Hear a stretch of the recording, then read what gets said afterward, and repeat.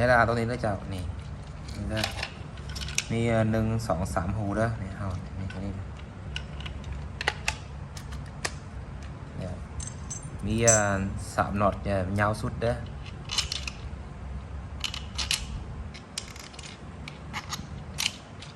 หันมันแหนนเลยเด้อหันแหนนเลยเด้อ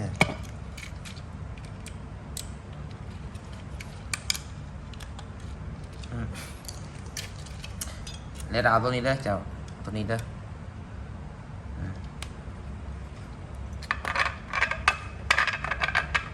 เดี๋ยวสิมีตัวนี้นะนี่เด้อใช่นี่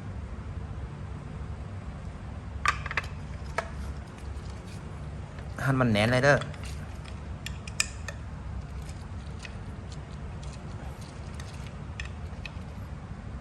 หันแหนนเลย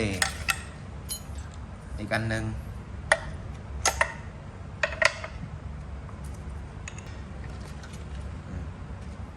จังสีเด้อจะตั้งนานนี้ตั้งนานนี้ไง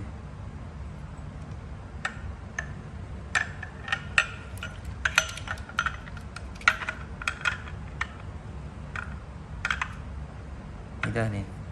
นี่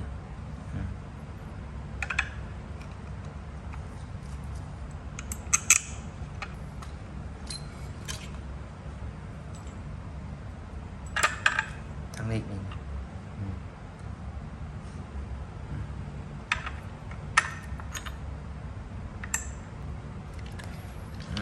จังสีก็นี่2 หูนี่นะ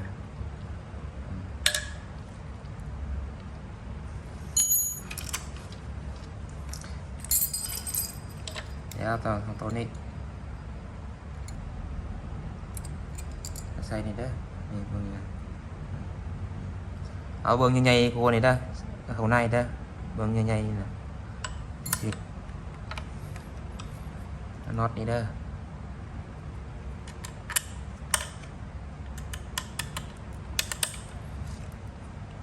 อันนี้làเอาน็อตสีเหลืองนะจ๊ะลูกค้าเอาน็อตสีเหลืองนะนี่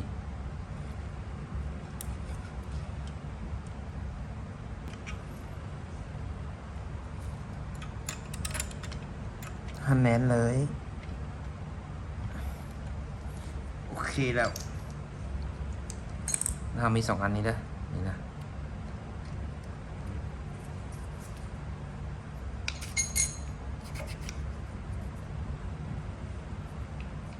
แล้วก็เห็นวันตัวนี้นะเห็นวันนี้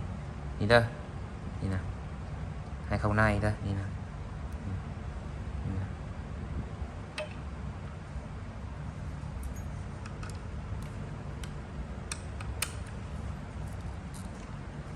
เอาน็อตนี่เด้อน็อตสีเหลืองนี่เด้อน็อตขาวนี่เด้อเอาน็อตขาวนี่เด้อเผาเอาแนนเด้อเผาเอาแนนเผาหั่นแนนเด้อแป๊บหนึ่งนี่แล้วก็เห็นบอลตัวนี้นะ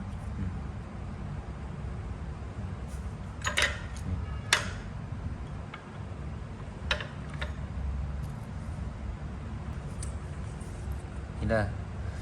น็อตดันขาวๆนี่เด้อนี่ตัวนี้นะ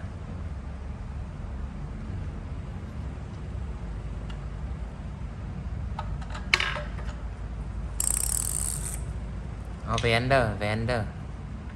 เอาแวนใส่นี้เด้อ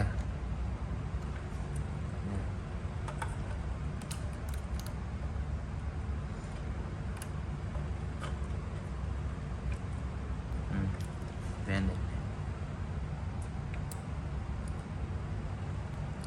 น็อตนี้ได้น็อตนี้นะเจ้านี่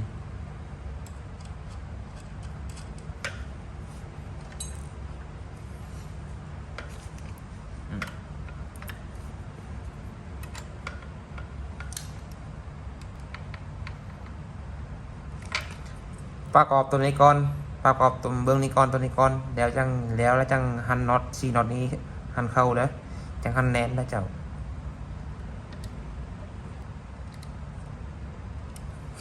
จะชี้ได้มาทางนี้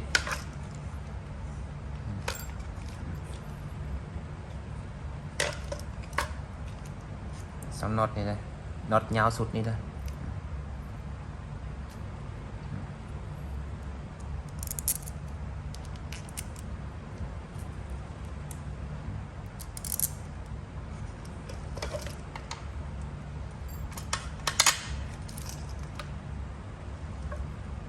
เอาน็อตนี้แล้วลูกค้าเอาน็อตนี้นะน็อตนี้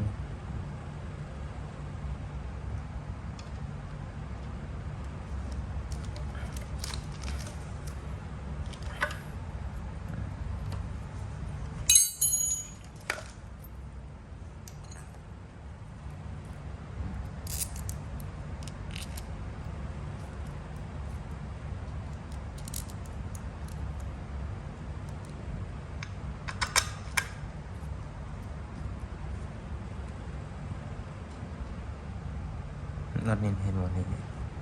มีอันนี้มันมาออกเด้อตัวนี้นะคันเอาใส่น็อตสีเหลืองนี่นะมันสิออกเองเลยเด้อเวลายิงกันสิออกเองเลยเด้อนี่น็อตนี้นะเห็นบ่ลูกค้าเห็นบ่นี่ตัวนี้นะนี่สิบ่ออกเด้อ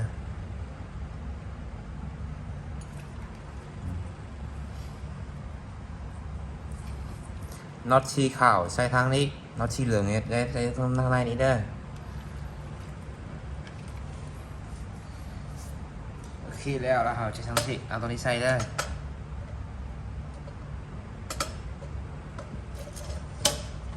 จับตัวนี้นะ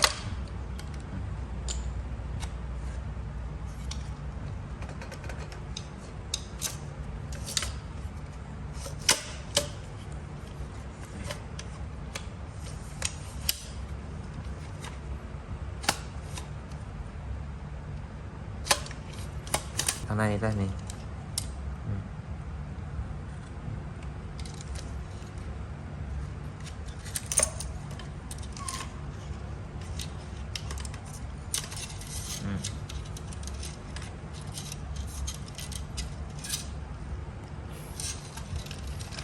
อย่างนี่แปลงมันไห้มันท่อกันเลยเด้อนี่นี่นะนี่มันท่อกันเด้อ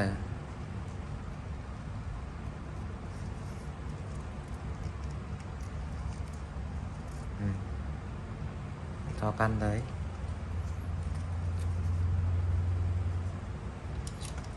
อย่างนี้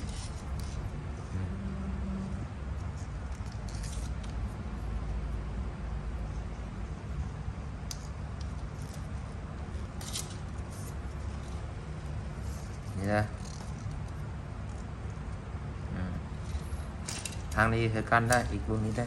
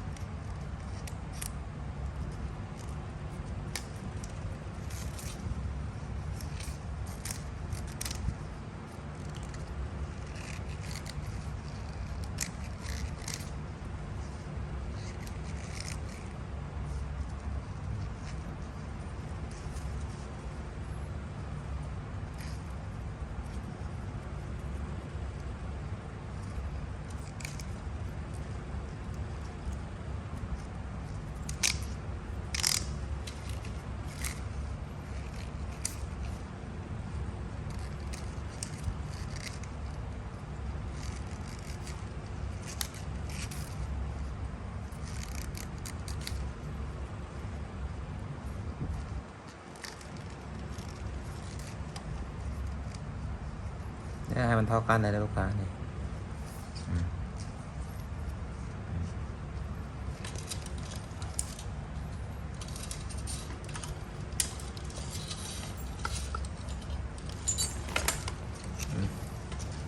นี่ได้นี่นะทางนี้นี่เด้อนี่เด้อเอาเส้นหนึ่งก่อนเด้อเอาใส่2 เส้นนี้ก่อน นี่เอาไปทางนอกนี้นี่เด้อนี่เด้อทุกท่าน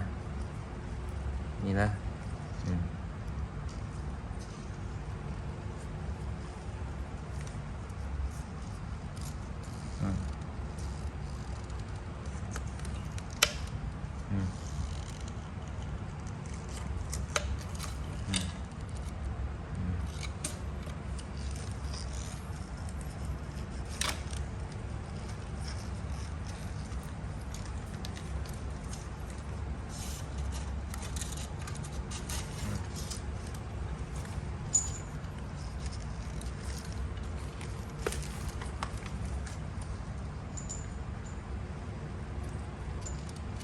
นี่นะ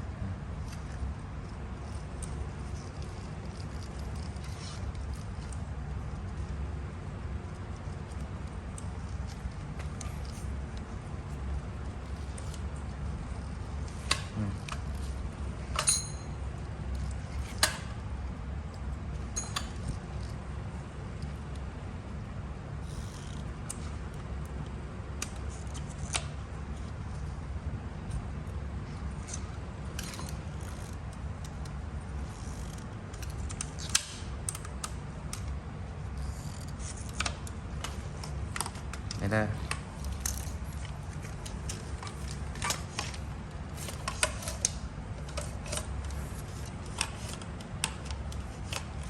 เขาจะต้องชี้ได้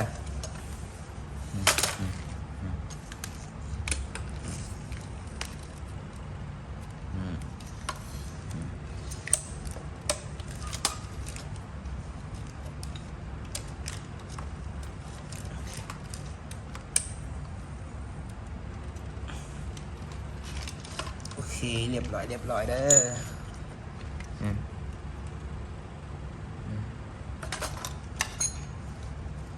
เส้นที่สองเด้อเฮ็ดคือกันเลยนี่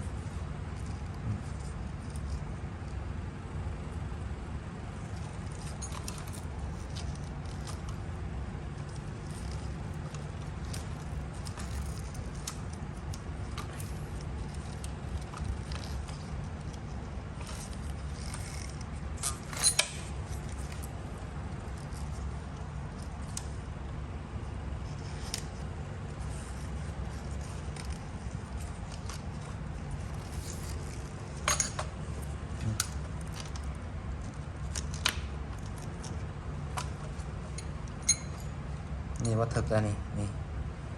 ต้องเปลี่ยนได้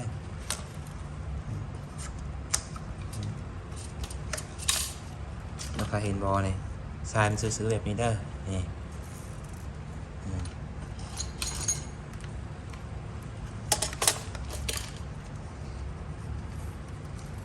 นี่เด้อแทกมันเท่ากันก่อนเด้อ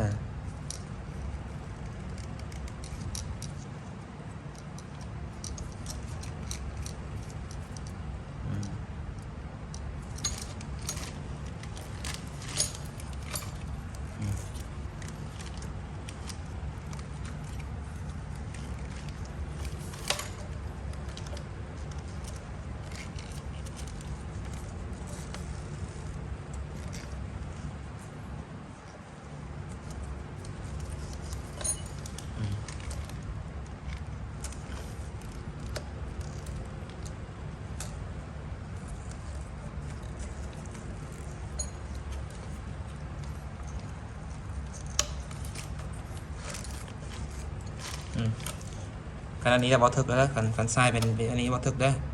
เราต้องแป้งไง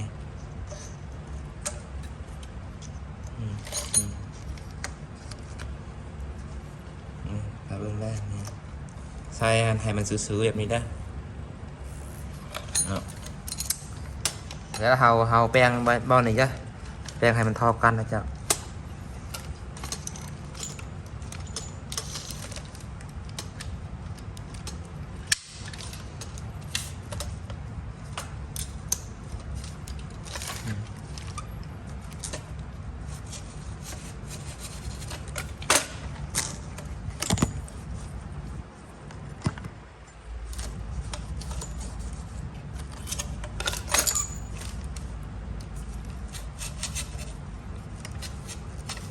ลงกันให้สองเบื้องนี้เท่ากันเบื้องนี้กับเบื้องนี้จะเท่ากันนะจ๊ะโอเคตั้งสายเรียบร้อยแล้วเนาะประมาณนี้เด้อ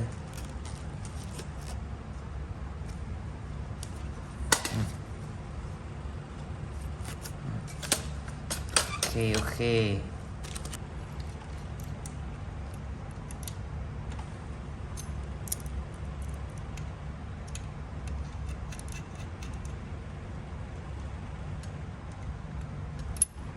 ขาจับกล้องเนี่ยเราต้องหั่นแน่นๆนะจ๊ะลูกค้าต้องหั่นแน่นเด้อ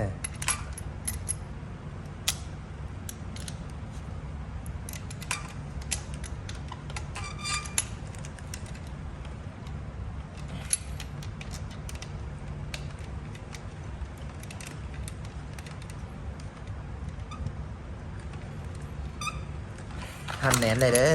หั่นแหนนจังจับกล้องจังนี้จังใดเด้อหั่นสีนอดให้ออกเลย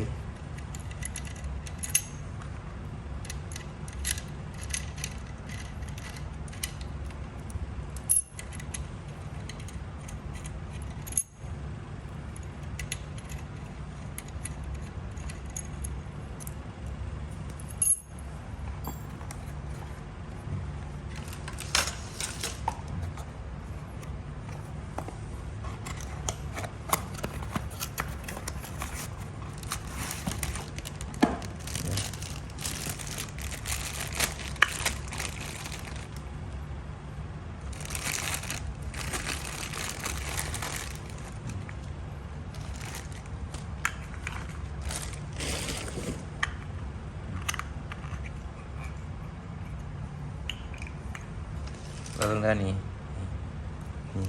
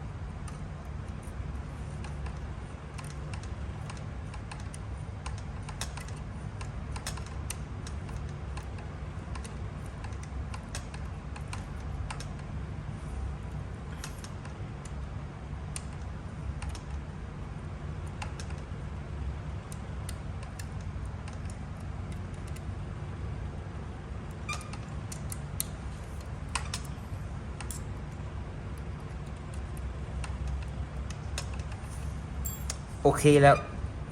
เรียบร้อยเด้อเอาทายเด้อทายนะจ๊ะทายนี่นี่โอเค